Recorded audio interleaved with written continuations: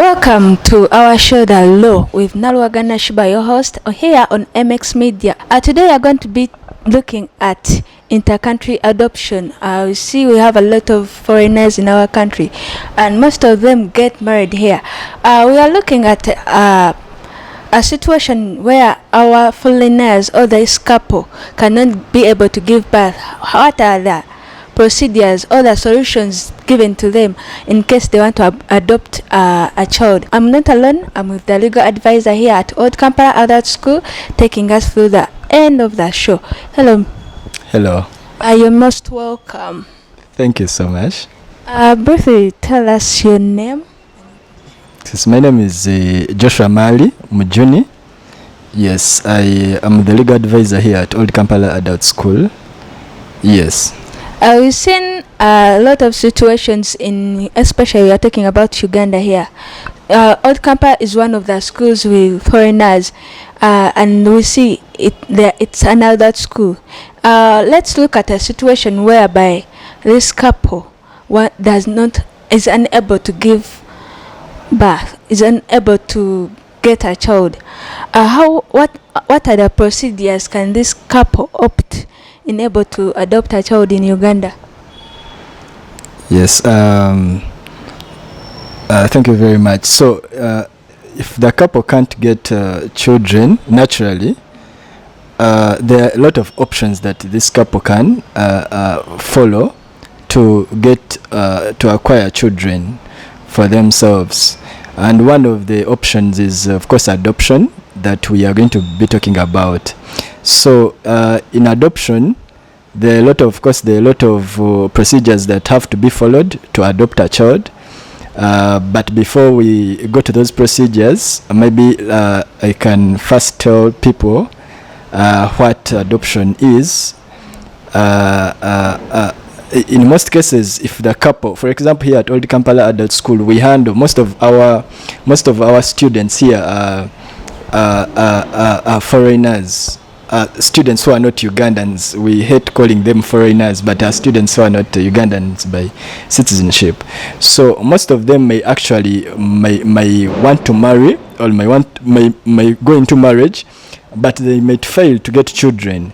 And even others might have children, but might go ahead and want to adopt other children for themselves. So adoption is the creation of a parent-child relationship that is by judicial order. Yes. So adoption is always by a judicial order between two parties, a parent and a child, and then the adoptive parent. Yes.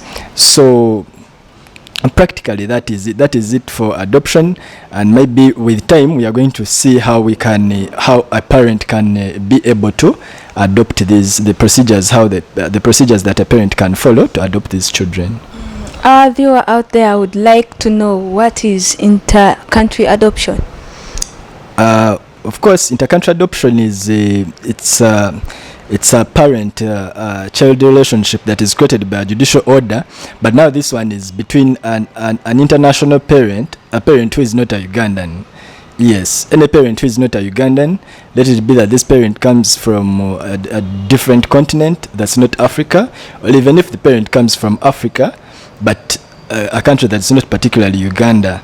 So once that parent wants to adopt a Ugandan child, then that one becomes an inter-country adoption. Yes, because it is in between two countries that is going to adopt a Ugandan child, but the parent, the adoptive parent, the prospective adoptive parent is not a Ugandan.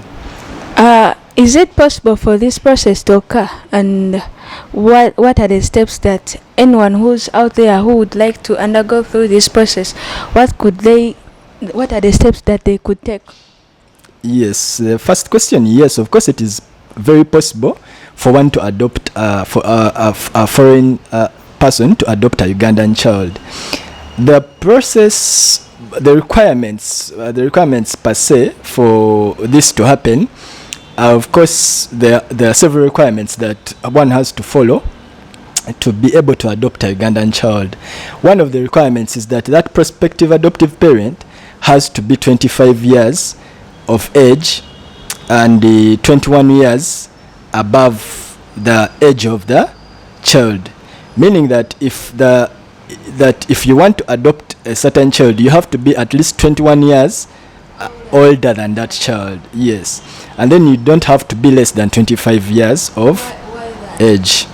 I wouldn't speak for the framers of the law, but particularly for my own reasoning, I would like to I think they want someone who is reasonable enough to be able to take care of this child. So also, age is one of the things that people consider that someone is reasonable enough. Now imagine if you want to adopt a child, but you are also you are 17 years. Yes, you are 17 years, but you want to adopt a child who is 10 years. You are 18 years, but you want to adopt a child who is 14 years. So that one is, of course, a matter of consciousness. Then another requirement is this prospective parent adoptive parent has to be in good health. Has to be in good health.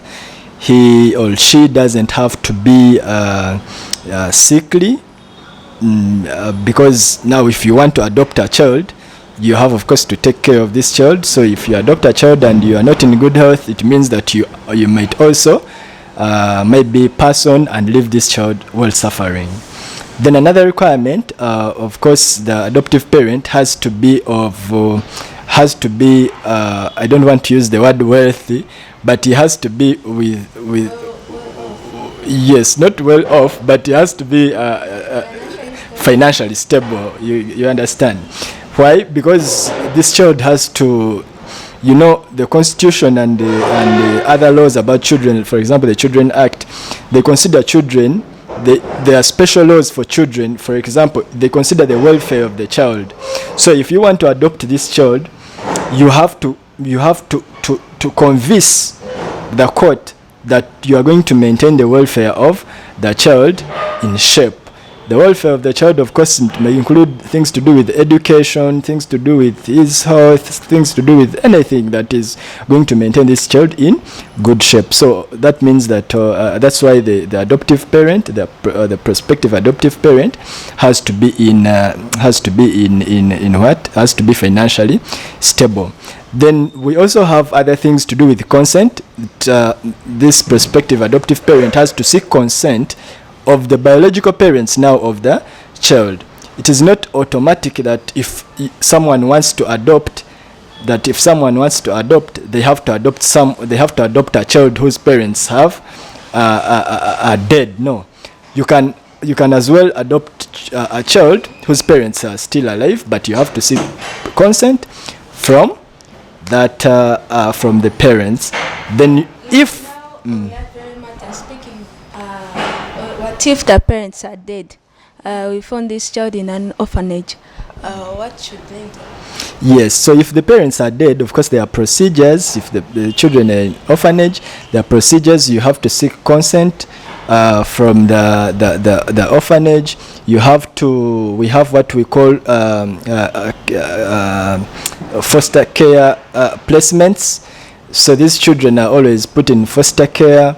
They are always you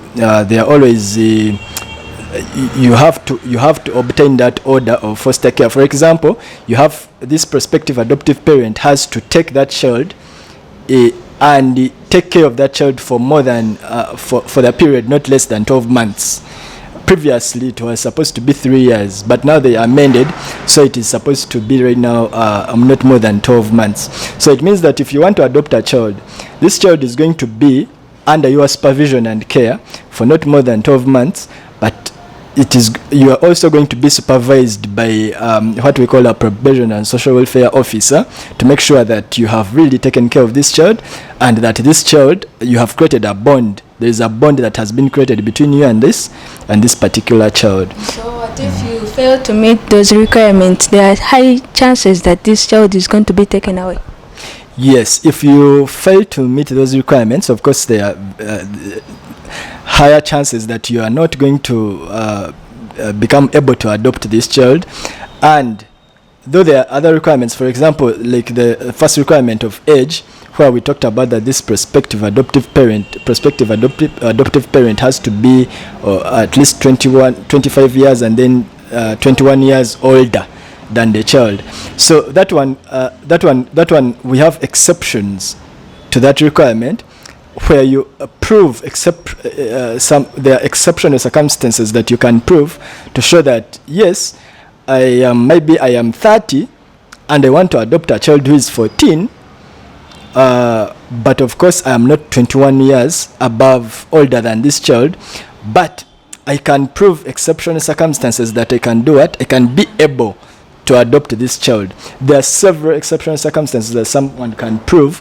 For example, someone might have had a history of adopting these children, or of taking care of these children without any concern of from maybe his or her country of origin, or any concern from our society here in Uganda. And then other exceptional circumstances may include sickness, that this child is totally ill and is a total orphan without any parent and is in a bad state. So you find that someone can actually prove exceptional circumstances to beat that requirement of age. Yes. Are there more requirements? The other requirements, of course, if the child is 14 years of age, then also the prospective adoptive parent has to seek consent of that child, because the law presumes that that child is mentally stable to understand to understand what is going on. However, that requirement can be also waived where the child is not in a good mental state. So if the child is mentally not okay, then that requirement can also be waived. Of course, there are other several requirements, but for starters, those are some of the prudent requirements that are required. Mr. Mujun, let's look at a situation whereby these parents, they have adopted this child already,